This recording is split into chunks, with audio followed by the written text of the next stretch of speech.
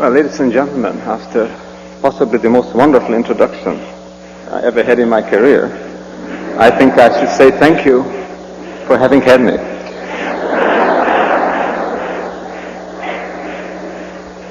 But even at the risk of disappointing you, I'm going to speak.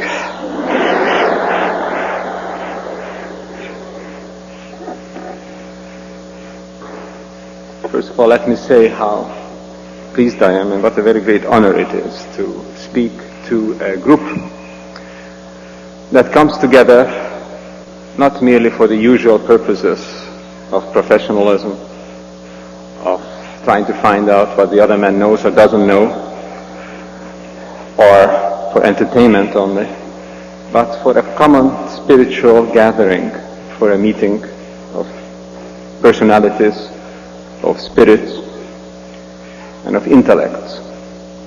And I hope that it is in this spirit that we can try to explore together some of the new findings, the new insights that are won today in the sciences. I was very much struck yesterday and very deeply gratified by Madame Rabbani's remark about the importance placed on the independent investigation of scientific insight, scientific knowledge. I was in a position, and I'm still in a position, where I am carrying out such independent investigation.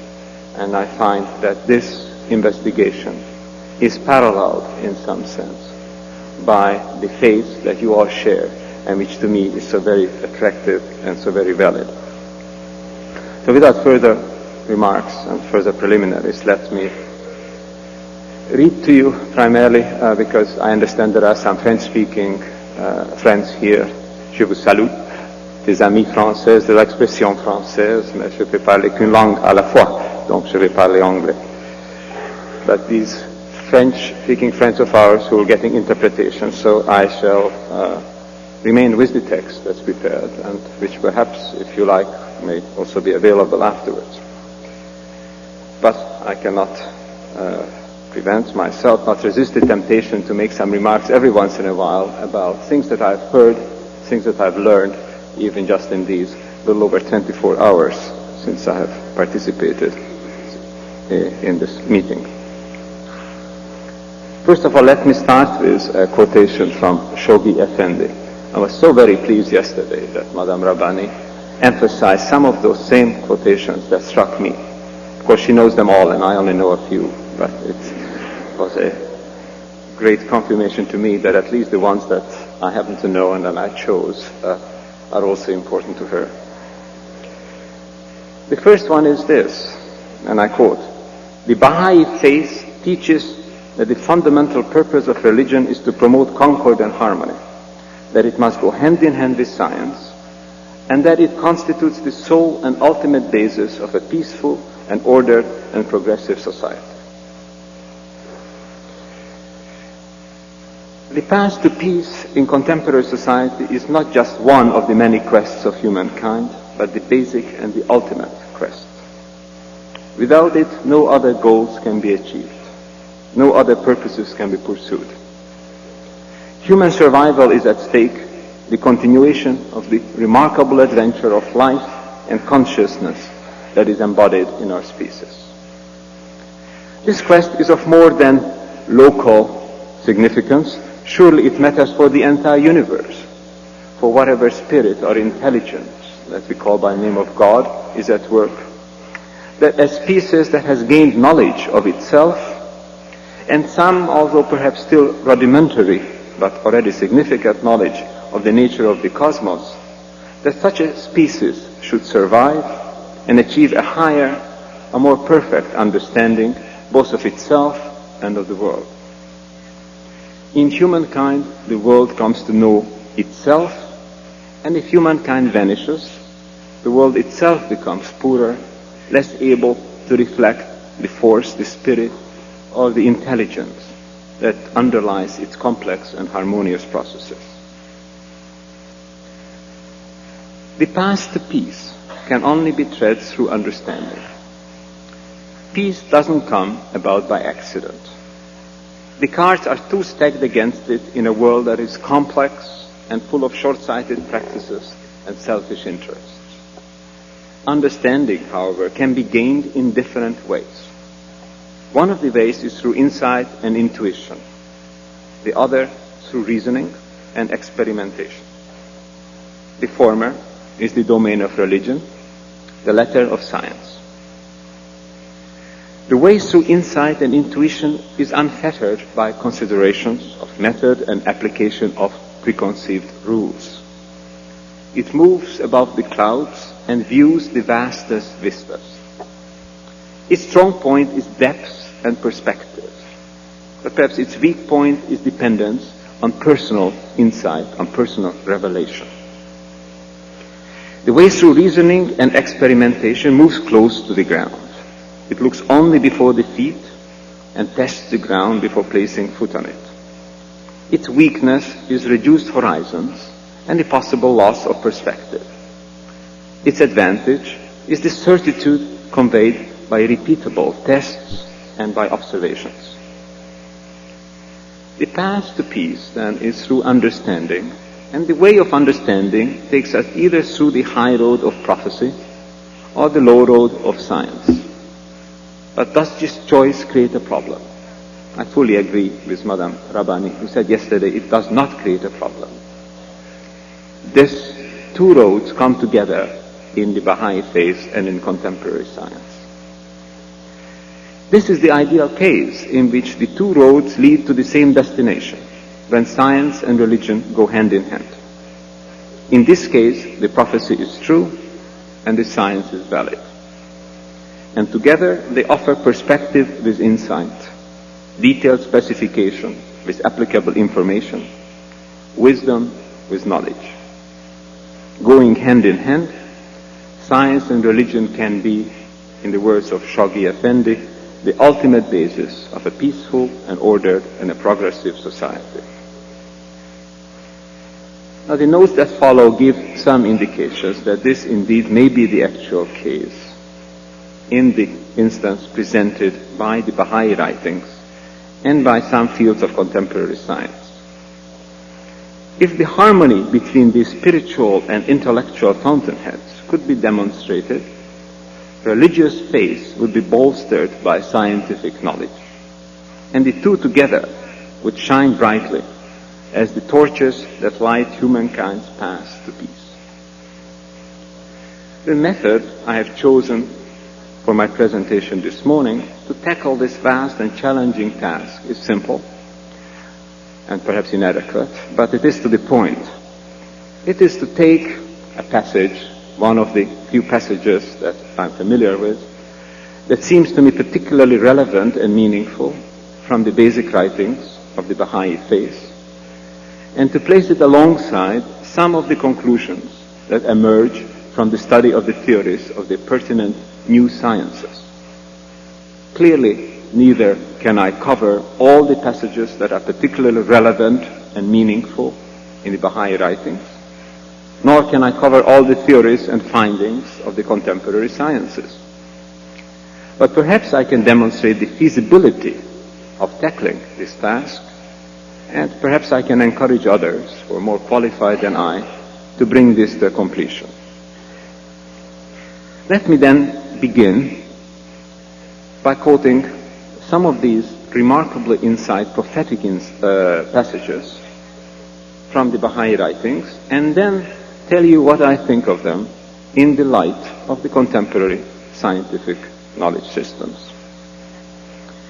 First, these are all well-known quotes. A quote from Baha'u'llah. The well-being of mankind, its peace and security are unattainable unless and until its unity is firmly established. A further quote on this from Shoghi Effendi. His cause stands identified with and revolves around the principle of the organic unity of mankind as representing the consummation of the whole process of human evolution. And immediately following this, I would like to add another quote from Baha'u'llah as follows. The winds of despair are, alas, blowing from every direction, and the strife that divides and afflicts the human race is daily increasing. The signs of impending convulsions and chaos can now be discerned, inasmuch as the prevailing order appears to be lamentably defective. Now, these citations, to my mind, together convey one single and basic truth.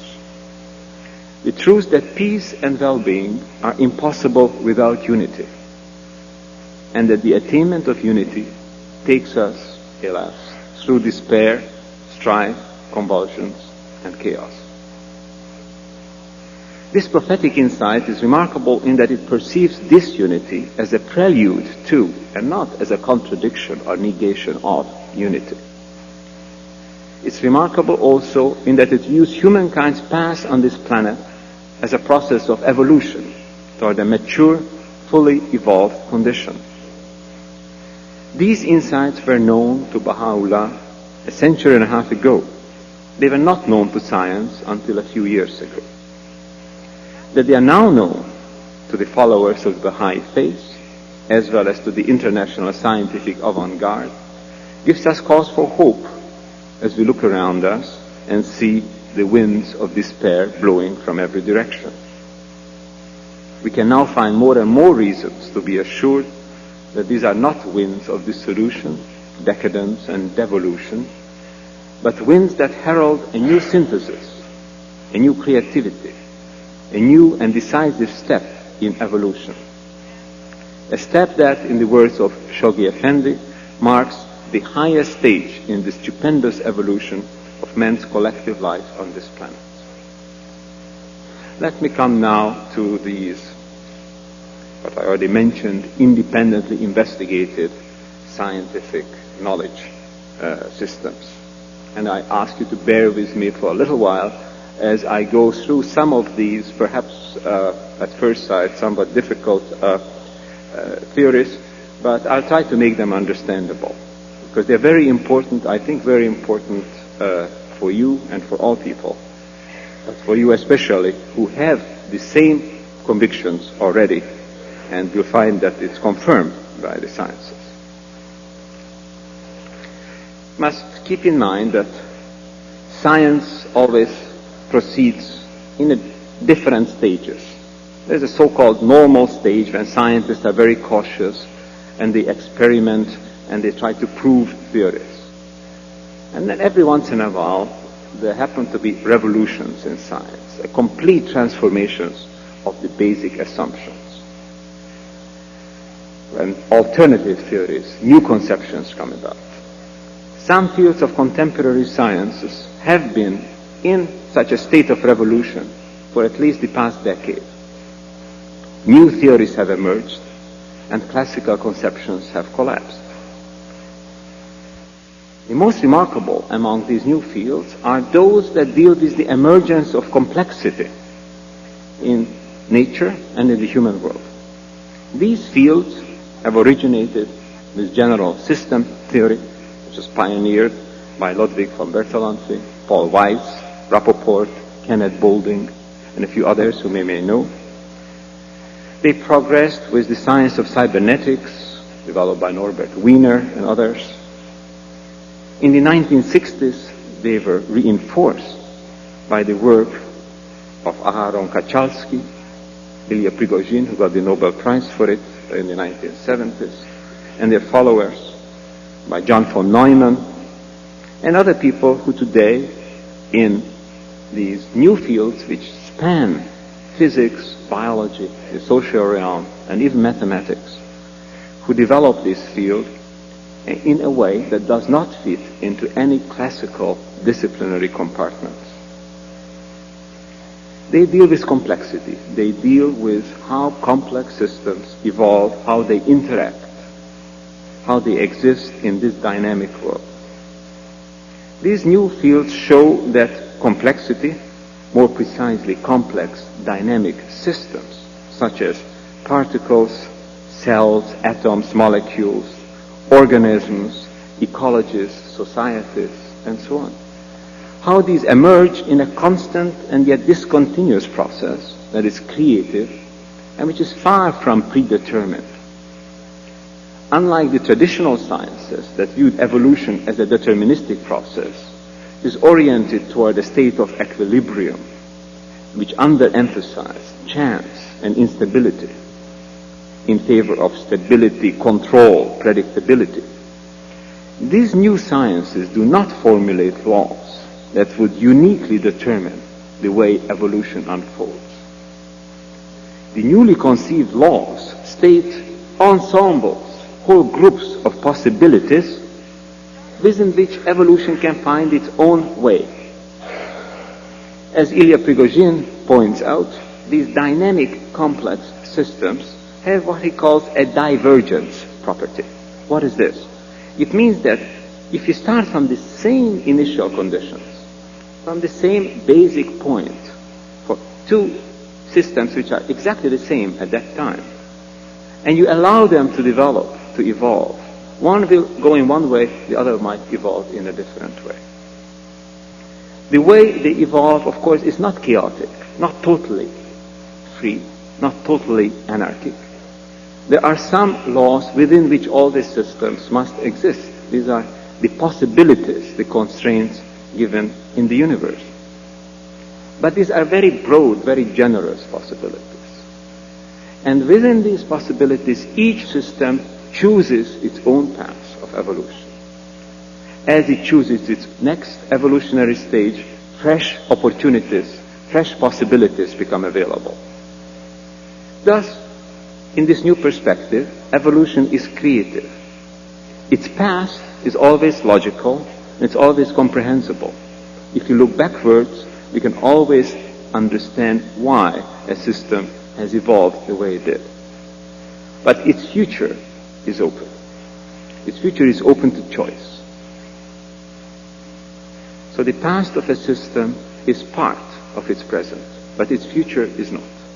Its future arises from its present on the basis of a creative choice that incorporates these general laws but allows freedom, allows creativity.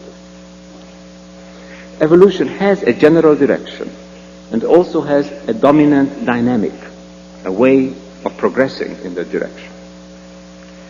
So let me illustrate this very general statement in regard to some more specific, more concrete data. Let's look at the levels of evolution on Earth. You heard a great deal yesterday about how reality, nature operates on different levels. I myself would not like to put any value judgment to these levels. To me, an atom or an amoeba or a plankton in the sea is a very good system, is a very stable system. To me, I don't see myself being a better one than the amoeba. We are operating, however, on different levels of evolution. And these are levels which we can organize in, perhaps, in three large categories. And perhaps I'd like to get the first slide at this point. These three categories make up the material systems in the universe, the living systems, and the social, human systems.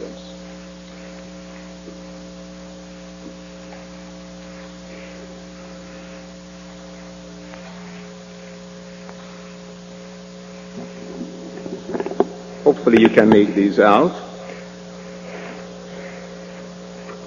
The lines, these horizontal lines, are simply meant to indicate many different levels of organization in which these systems that emerge in the course of time in the universe exist.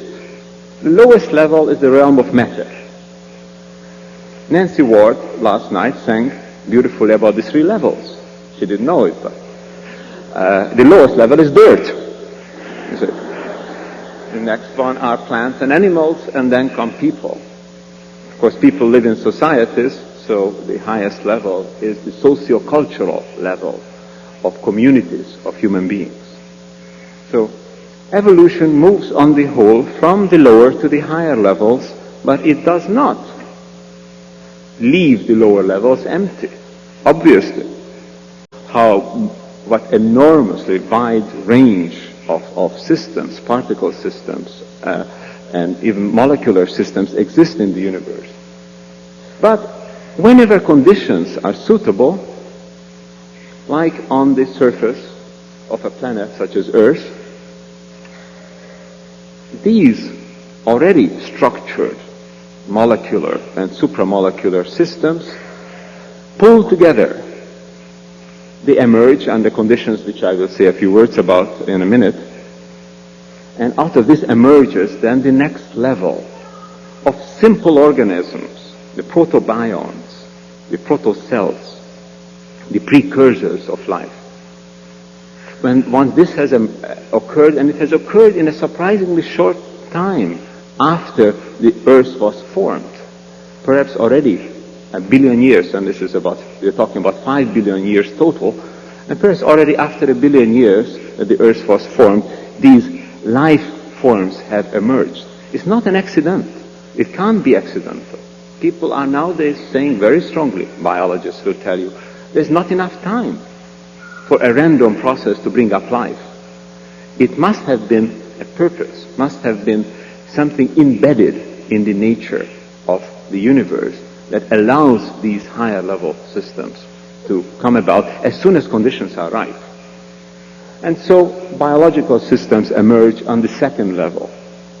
And when these systems achieve a certain level of complexity, they begin to interact, and it can happen, although probably elsewhere in the universe need not happen in every case, that mind, consciousness, self-awareness emerges, and the systems that form are not merely social systems such as the colonies of ants or bees, but also socio-cultural systems that can know themselves, know the universe, and can have an inkling of their creator. Thank you. Let's go on to the next one.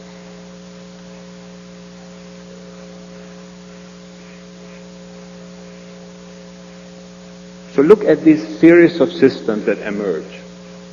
Because if you do look at them, you will immediately see the unity of nature, the unity of creation, if you like. Because the systems themselves move from level to level, while each level continues to exist. From particles to atoms, to molecules, to macromolecules, to the protozoa, the metazoa, the complex systems, to ecological systems, and to social systems. We as individuals are metazoa, we are multicellular systems ourselves. We live within ecosystems, we live in the embrace of nature, and we live within socio-cultural systems, which is ultimately the society that embraces all human beings, the global society.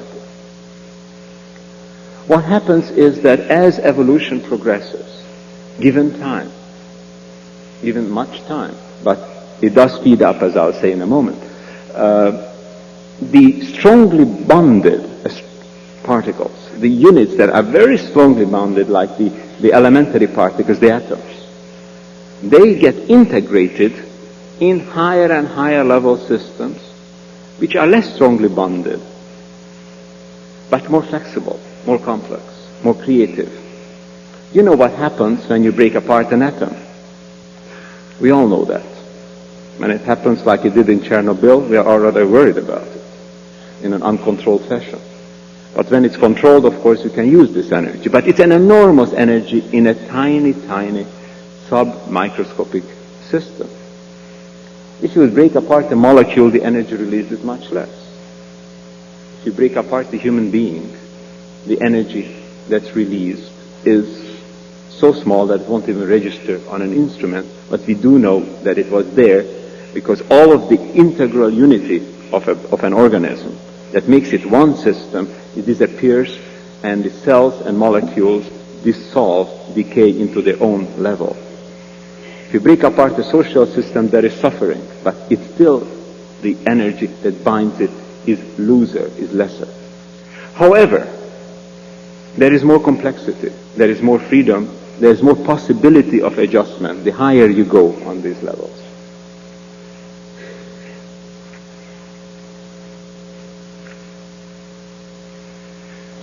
So basically, what I want to demonstrate here to you is a unity of nature.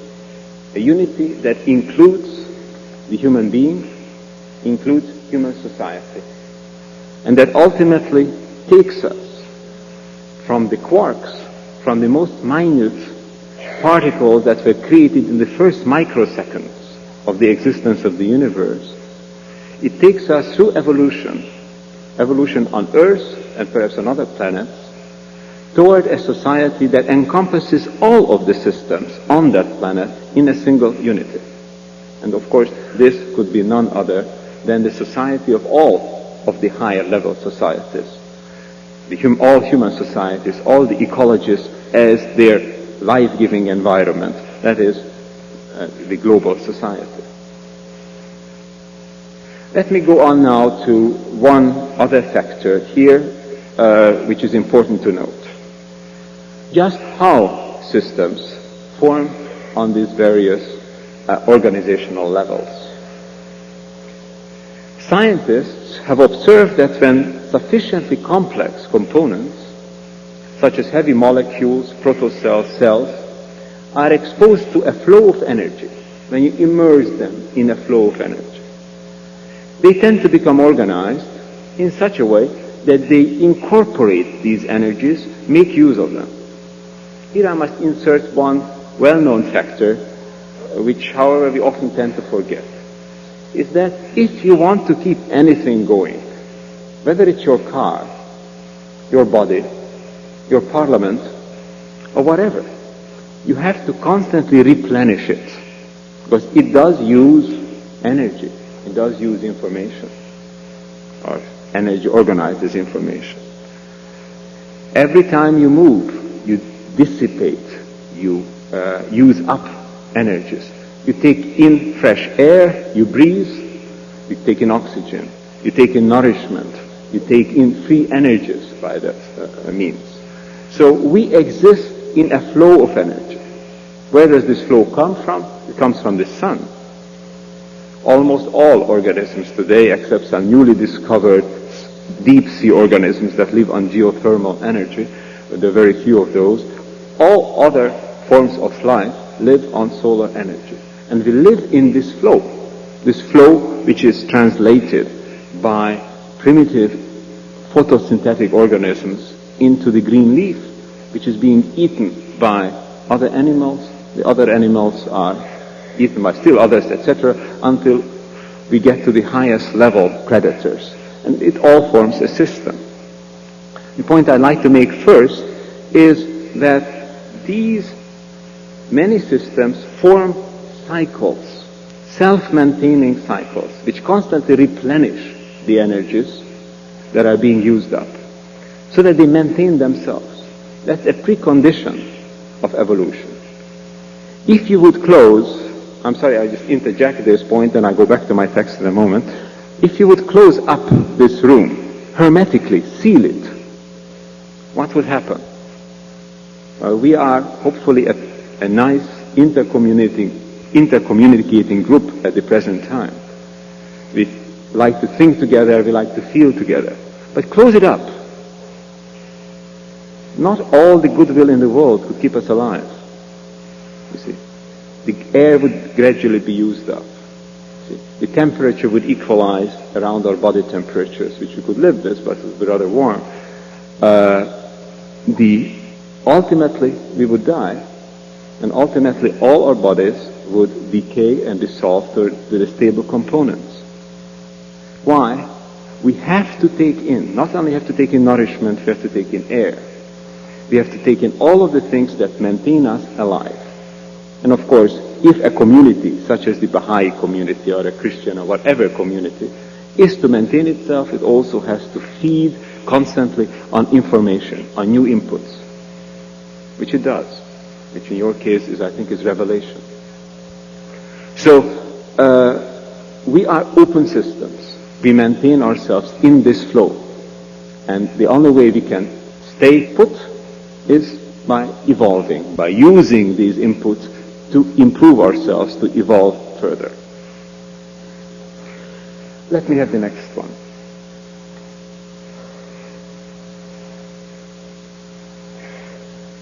There was another famous physicist, Manfred Eigen, still alive today, he's a relatively young man, who has discovered that even at the very basis of life, the way these nucleic acids that code the cells, the organisms, the most basic mechanisms of life, the way these are organized is in these cooperative cycles.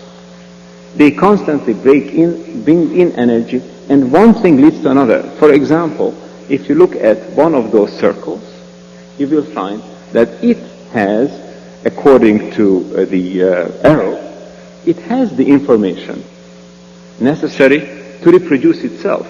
But not only will it reproduce itself, it will also catalyze, or produce rather in this case, an enzyme, box, and this enzyme in turn will catalyze the production of another nucleic acid.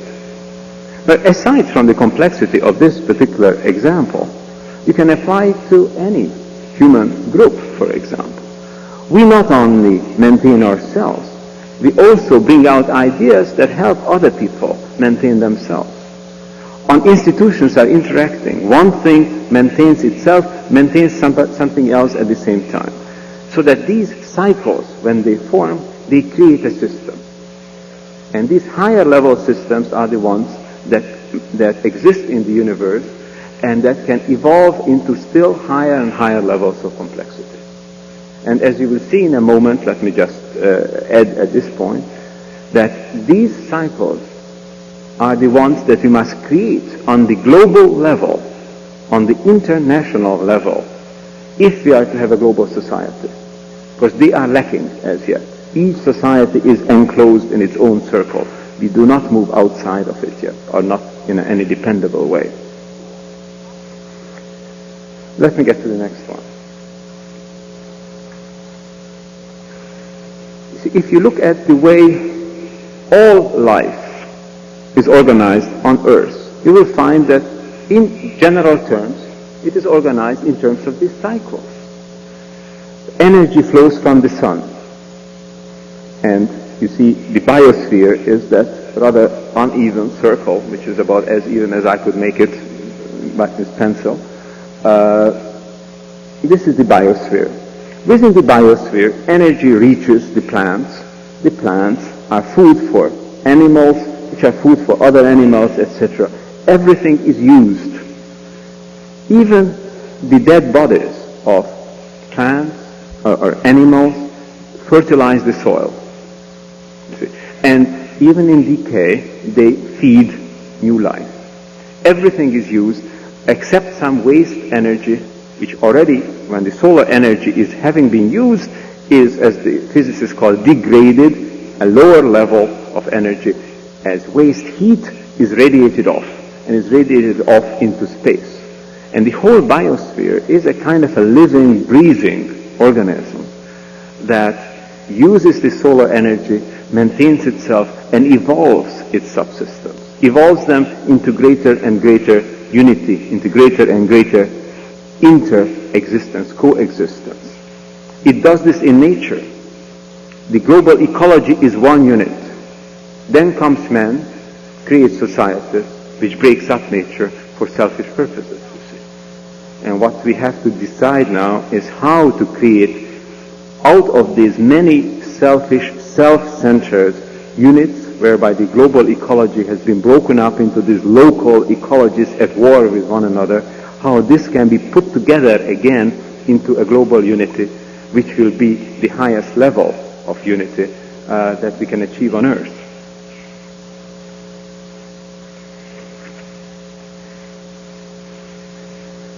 Before getting back to the Baha'i writings and another figure, let me just add an additional factor. The way evolution progresses is through alternating phases of stability and instability. This is the key factor. If all systems in the world were to come into being with total or sufficient stability to withstand all changes in the environment, then the world would still be populated by hydrogen atoms and hardly anything else. evolution unfolds precisely because the systems that emerge in its course are not stable. They can be disturbed. They can be moved out of these stable states. They can be destabilized. Many experiments now confirm that when a critically destabilized system is produced in the laboratory, it enters a transitory phase characterized by indeterminacy, by randomness, some degree of chaos. But this chaotic phase comes to an end when the same destabilized system settles into a new mode of organization, possibly and very often on a higher level of organization. Complex systems that appear in the real world always have these multiple possibilities for achieving a new kind of stability. When one of these steady states is disturbed, other steady states, other stable states can become accessible. And there is a simple law, a simple regularity that's discovered in the sciences. The further the systems are from a state of equilibrium, and here very specific equilibrium is meant, not psychological balance, but thermodynamic equilibrium, which means that there is no new energy possibility, no flow of energy, no gradient of energy. Everything is equalized. If you would close this room, as I said a moment ago, totally, after X number of days or perhaps weeks, we would be in equilibrium. That means there will be no differences between you and me. We would all be decaying to the same level. Temperature would be the same. And this kind of unity we don't need.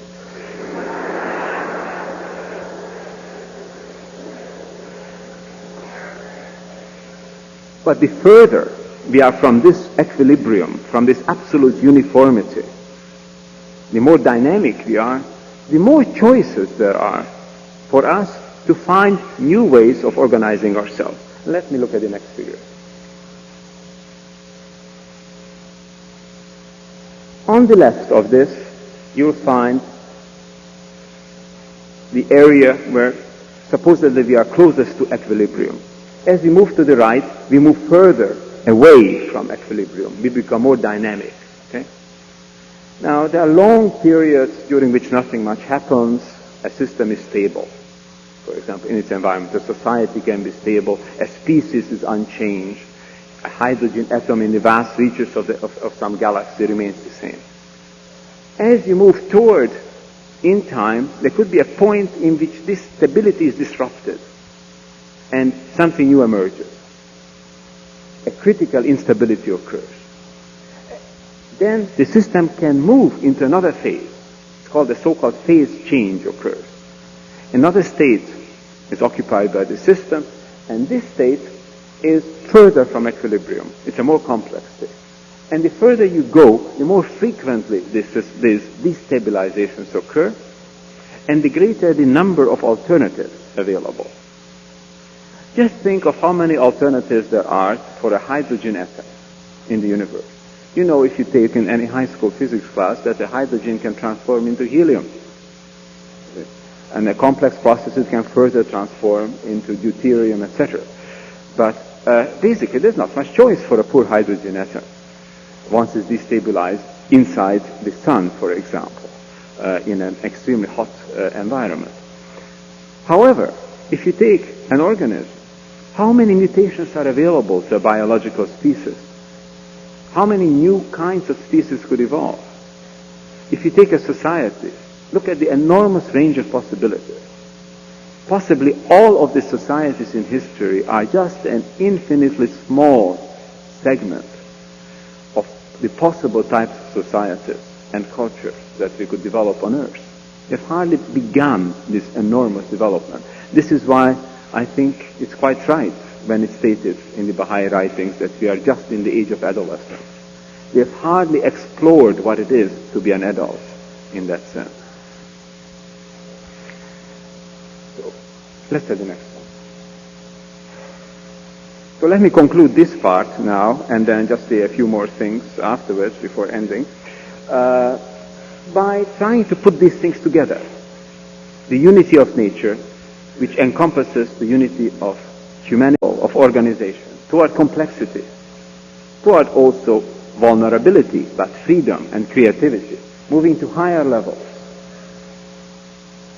through periods of stability and periods of instability, through long periods of boredom and short periods of transformation.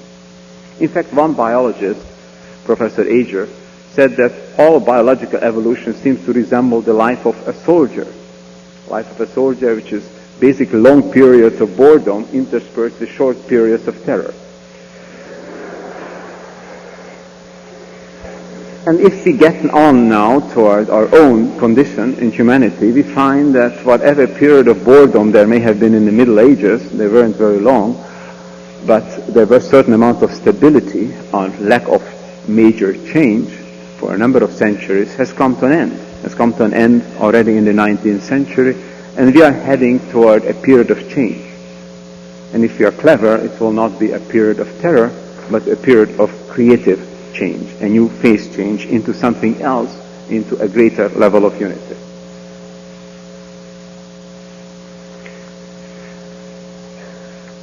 All right, just a short remark, because looking into the future, let me first of all say that I've been very inspired and very pleased to have received, alas, only 2 weeks ago, the new book by Dr. Hossein Danesh and on Unity, the Creative Foundation of Peace.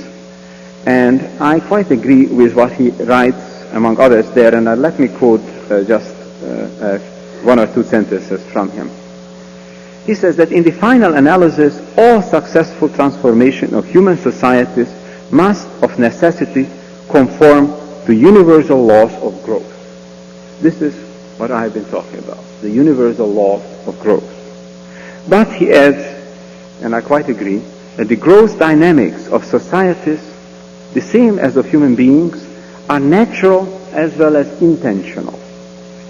While they must respect the universal laws of evolution, they can exploit the freedom within the laws to create the kind of growth and development that makes us and our world diverse, united, and beautiful.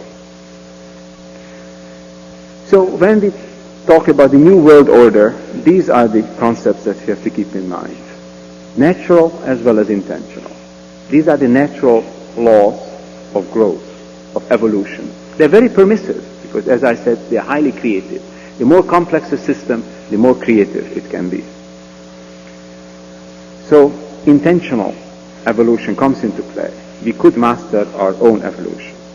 And then I'm struck again by another passage from Shoghi Effendi. Even though I'm sure you know it all by heart, let me just take a moment to read it, because this is a prophetic insight which I find of very great validity. This is what he says: a world community in which all economic barriers will have been permanently demolished and the interdependence of capital and labor definitely recognized, in which the clamor of religious fanaticism and strife will have been forever stilled, in which the flame of racial animosity will have been finally extinguished, in which a single code of international law, the product of the considered judgment of the world's federated representatives, shall have as its sanction the instant and coercive intervention of the combined forces of the federated units. And finally, a world community in which the fury of a capricious and militant nationalism will have been transmuted into an abiding consciousness of world citizenship. Such indeed appears in its broadest outline the order anticipated by Baha'u'llah, an order that shall come to be regarded as the fairest fruits of a slowly maturing age. And as he adds, let me just continue, it calls for a wider loyalty, for a larger aspiration than any that has animated the human race. It insists upon the subordination of national impulses and interests to the imperative claims of a unified world. It repudiates excessive centralization on one hand and disclaims all attempts at uniformity on the other. Its watchword is unity in diversity. I was tremendously gratified yesterday and pleased that Madame Rabbani emphasized the same factor. Because what the Baha'i prophecy tells us about the future of humankind anticipates to a remarkable degree the conclusions of this independently derived application of these new sciences of complexity. For the Baha'i prophecy outlines a system formed on the global planetary level of organization by these complex cycles, the so-called hypercycles, connecting the functioning of diverse yet harmonized nations, peoples and cultures. When the new world order arrives, today's nation-states will have given up their claims of unconditional sovereignty and acknowledged their membership in the human family. As Shoghi Effendi said, what else could these weighty words signify if they did not point to the inevitable curtailment of unfettered national sovereignty as an indispensable preliminary to the formation of the future commonwealth of all the nations of the world.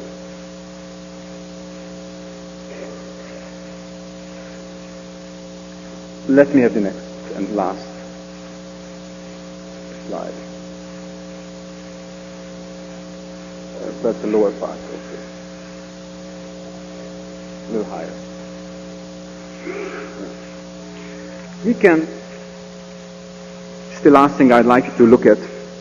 If you apply these insights from the sciences, combining with the prophetic insights from the founders of the Baha'i faith, you will see a harmonious development which accelerates tremendously. Perhaps it accelerates as we are now entering the critical phases of adolescence, collective adolescence. It moves from simple societies, but are highly stable. You know that about 99% of the time of all societies on earth, all organized human societies, have been spent in the Stone Age, in Stone Age societies. They were highly stable, highly integrated in their environment. Hunting-gathering societies. They have been destabilized by the invention, among other things, of fire, of the domestication of animals, of agriculture, the Neolithic revolution. New kinds of societies came about. Agrarian, pastoral societies transforming into agricultural societies. These societies, in turn, through the invention of writing, communication, growing technologies, the wheel, better modes of transportation, the charting of the seas, etc., transforming into higher level, more complex societies. Fewer and fewer people engaged in growing food, in taking care of the necessities of life. More and more people being able to engage in cultural pursuits, in intellectual pursuits. Until today, a very small percentage of the labor force works in the so-called primary sectors of agriculture and the most basic goods for survival. More and more of us are working now in the services, more and more in the cultural, intellectual fields. As we move up, the chances, the perspectives, the freedom of choice increases. Could I have it this side, please? The other side, yeah. As we move from these agricultural societies, we move toward the feudal, if you like, pre-industrial societies, industrial societies. Now we are moving into post-industrial societies. And these post-industrial societies are now operating in such a way in which they are becoming strongly interdependent. And this is the last point I'd like to make, but I'd like to make it as clearly as I can and as forcefully as I can. You hear a great deal about living in a global village. I don't believe we do. I think we live in a kind of a global, interdependent world locked into a lot of national and local villages. We are locked together in an interdependence, but we do not know how to make use of this interdependence. We are at each other's throats. Mankind is one. We are all its citizens, but we haven't created yet that state of which we could be joint citizens. Despite of the many signs of interdependence, despite of the many efforts of international organizations, the United Nations, the many regional bodies, the many international private sector organizations such as multinational corporations, non-governmental organizations, and so on. Despite of this, the world is today in a highly unstable condition. It is moving from one crisis to another. And we have to realize that this age of maturity that we're awaiting is yet to be achieved. We are operating on this threshold of a major change, of a major phase change, of a major transformation. And to my mind, if I look for hopeful signs, the hopeful signs are not directly in the achievements of multinational corporations, in accords or resolutions reached in the United Nations. These could be all important elements, but they are not decisive elements. These are all progress, signs of progress, which is far too slow to keep pace with the growth of interdependence, with the growth of the human population, now 5 billion at this moment, growing toward over 6 billion by the turn of the century, and this tremendous appetite it has for technology, for energy, for information, tremendous rising expectations. To keep pace with all this, we do have to create some kind of a globally expanded, extended civilization. And these tiny steps that we are taking today are not sufficient to get us there. So there will be a major change. This system, as it is now, even with the signs of progress that it makes, is not sustainable. I cannot see it on the basis of the information that I've had at my disposal in the United Nations, on the basis of the discussions we are having in the Club of Rome, or anywhere else. I cannot see how this present system could survive into the 21st century. There is going to be a major change. And in this major change, the seeds of the new order will come to blossom. And those seeds that we plant today will have the chance to blossom into a new order tomorrow. Because what I want to, as a final thought, what I want to leave with you is this. Freedom is a marvelous thing, but it's also dangerous. Because it can lead us into a new world that is creative, that is fulfilling, that is humane. It can also lead us into a new world that is repressive, that is inhumane, that is full of terror. If Hitler could have established his 1,000-year Reich and enforced it with the nuclear bomb, we would have had a reign of terror for a long time. Perhaps not for 1,000 years, but perhaps in our lifetime. This is always a possibility.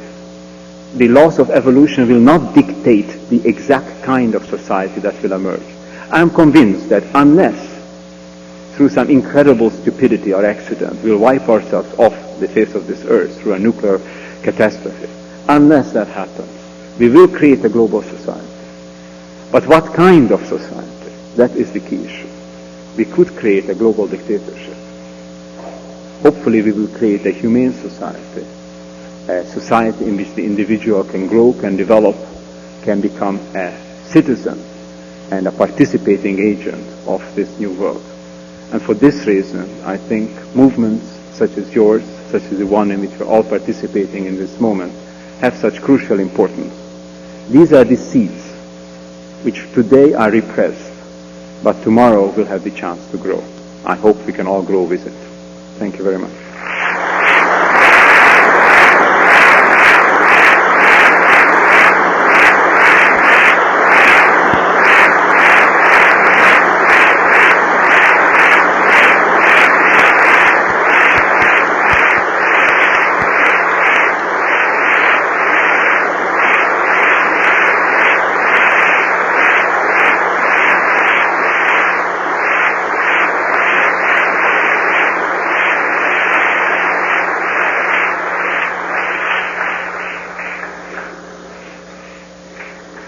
We have a few minutes for questions. There are mics placed in the audience. And if you'd like to ask a question, would you please go to a mic? Yes. Dr. Laszlo, I'm interested in the dynamics of the instability. as you referred, our classical understanding of evolution and growth as having some sort of impetus that's pushing it. We now realize that it seems to be more of a relationship between what you call favorable conditions, a sort of a fertility and a potency.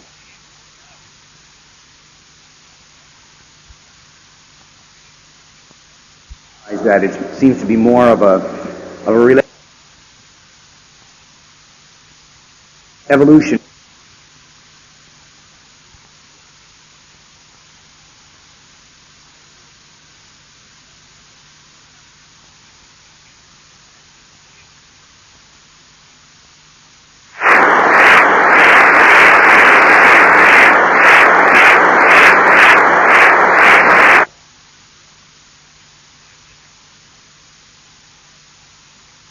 The occurrence of civilization hallmarked the introduction of a totally new type of organism, and that is human consciousness. And we have seen that evolve itself into finally a state of maturity and a recognition of many of the things that our social sciences are realizing as well.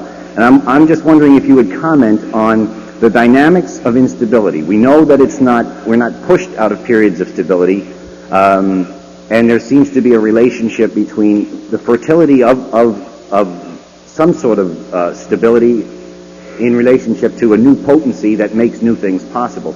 Maybe you would comment on that in terms of the development of human consciousness and its awareness of itself. A very, very potent question. It would call for an entire new discussion. Perhaps we can continue it informally.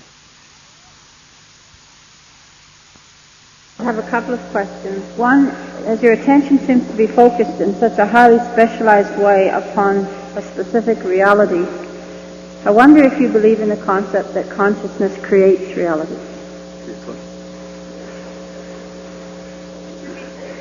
Repeat it all? Repeat the question. No, the consciousness creates. As your attention seems to be focused in a highly specialized way upon a specific reality, I wonder if you believe in the concept that consciousness creates reality. Okay, sure. I have a couple of other questions, too. Maybe I'll give them all to you at once. The other one is, in lieu of your, I'm shaking, I'm nervous. In lieu of your acceptance of the universal laws of growth and evolutionary laws, do you believe that man has free will? And why are you not of the high?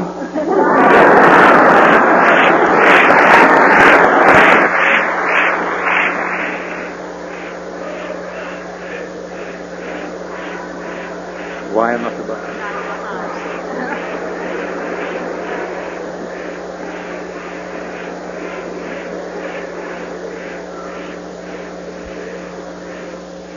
Let me answer the last one first. Maybe I am.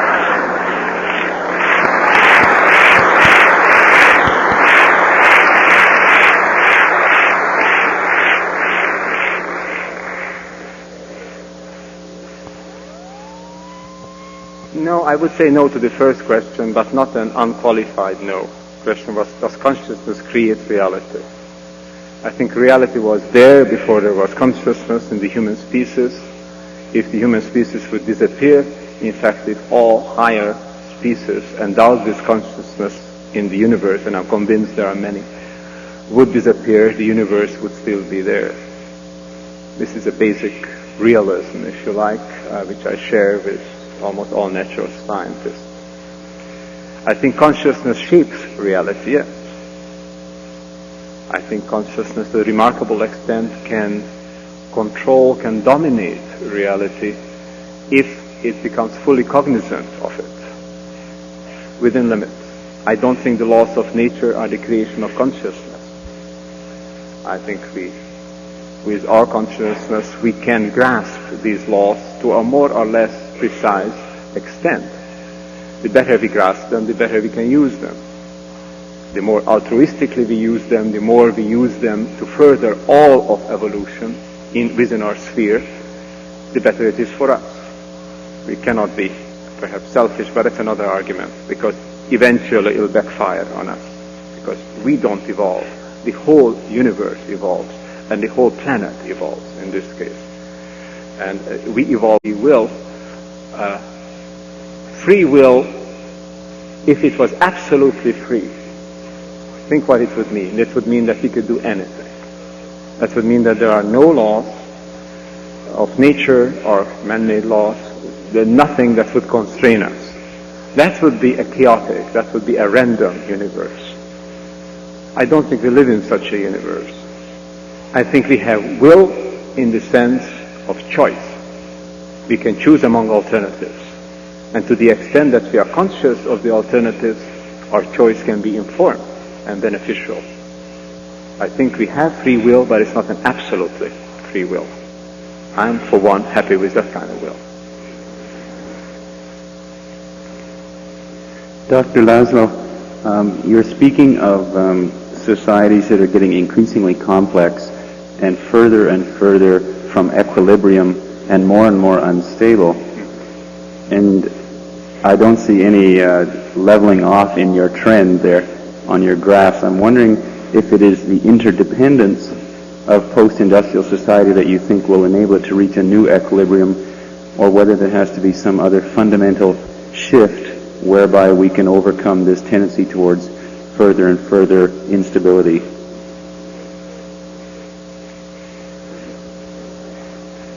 Well, we live in a world that is finite but unbounded, in Einstein's words. But I'm not referring to the universe to which he referred, but to the planet. It's a finite planet, but it's unbounded. Its finiteness means that we have to live together on it. And we cannot, if we don't like each other, always go west, for example. We cannot always go to new territories. We are now inhabiting almost all habitable parts, unless, as our futurists say, we can somehow move to the bottom of this